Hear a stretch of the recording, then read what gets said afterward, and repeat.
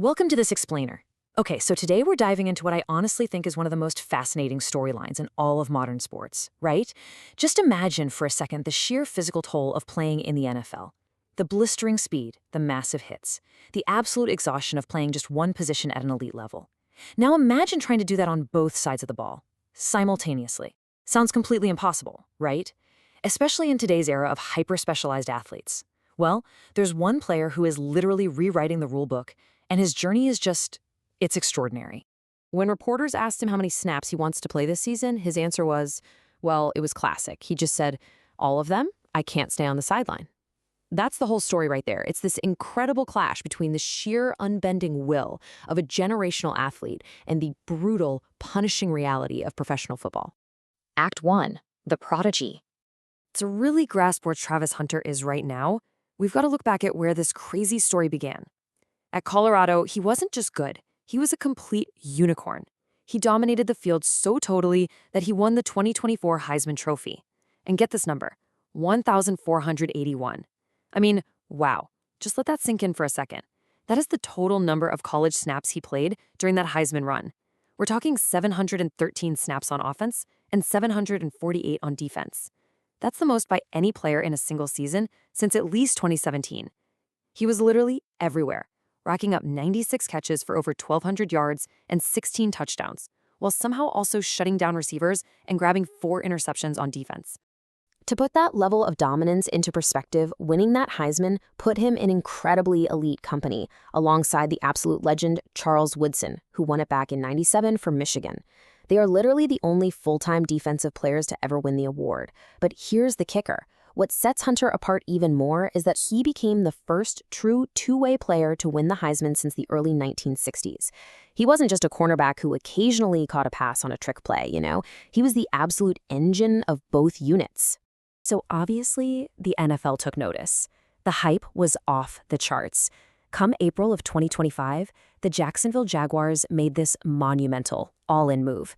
They actually traded up to the number 2 overall pick just to draft him. And the cost? It was staggering. They surrendered a massive haul of draft capital, including their 2026 first-round pick, just to secure him. That move sent a crystal clear message. Jacksonville viewed Travis Hunter as the absolute, undisputed future of their franchise. Act 2. The Setback. Look, the NFL is a league where dreams come true, but it's also a place of harsh realities. Playing this kind of unprecedented Ironman football, it carries an inevitable physical toll. The human body is only built to take so much impact. But man, before disaster struck, Hunter was absolutely silencing his critics in his rookie year. Through just 7 games, he was flawlessly translating his dual-threat game to the pros.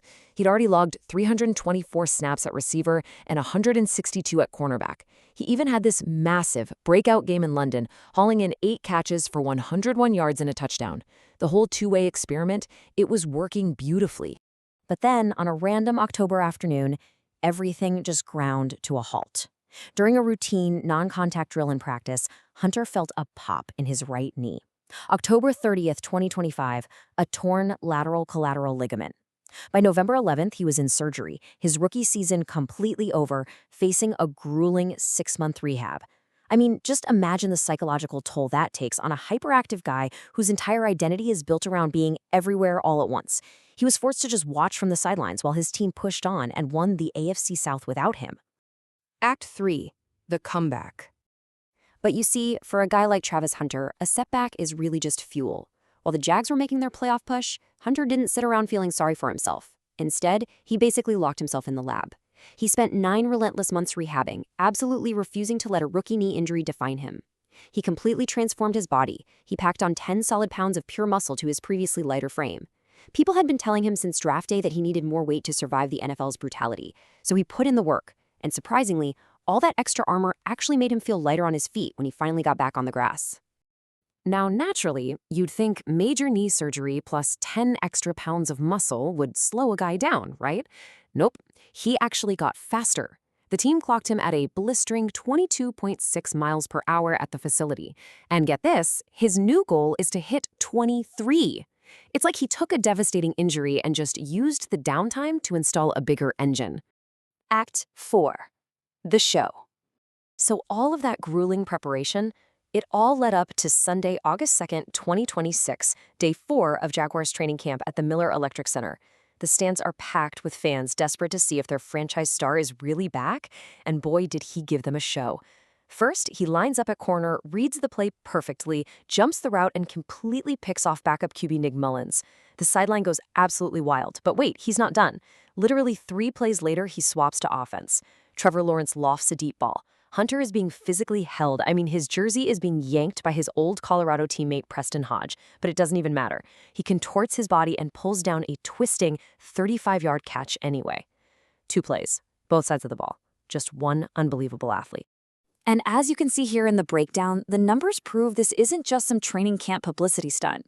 Out of 56 total snaps during the 11-on-11 periods over 4 practices, he took 34 on defense and 22 on offense. He isn't faking it. He's a legitimate Ironman, actively splitting this massive workload at the absolute highest level of the sport. Act 5. The Clash of Plans. Now, when you have a player with this kind of unicorn talent who genuinely wants to do everything, you're going to get some friction. It's this classic clash between a cautious coaching staff wanting to protect their investment and a relentless player who just wants to ball out. The offensive coaches definitely know what they have. Offensive coordinator Grant Udinsky pointed out Hunter's incredible growth as a route runner. Udinsky basically said that whenever Hunter has the ball, he creates magic, praising his spatial awareness, his elusiveness, and those elite ball skills. Frankly, he's just way too dangerous on offense to keep him off the field. His teammates are seeing the exact same thing. Franchise quarterback Trevor Lawrence is totally in awe. He mentioned that Hunter lobbies for his own snaps constantly. Lawrence basically cemented the idea that Hunter makes the whole roster better, saying, "I know when he's on offense, he's making plays." But while the players are hyped, head coach Liam Cohen has to be the adult in the room.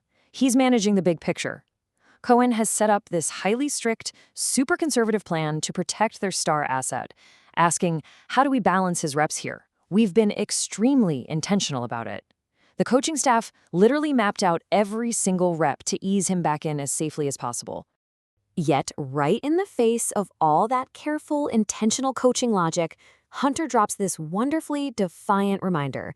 When asked again how many snaps he intends to play, he just repeats, "All of them. I can't stay on the sideline."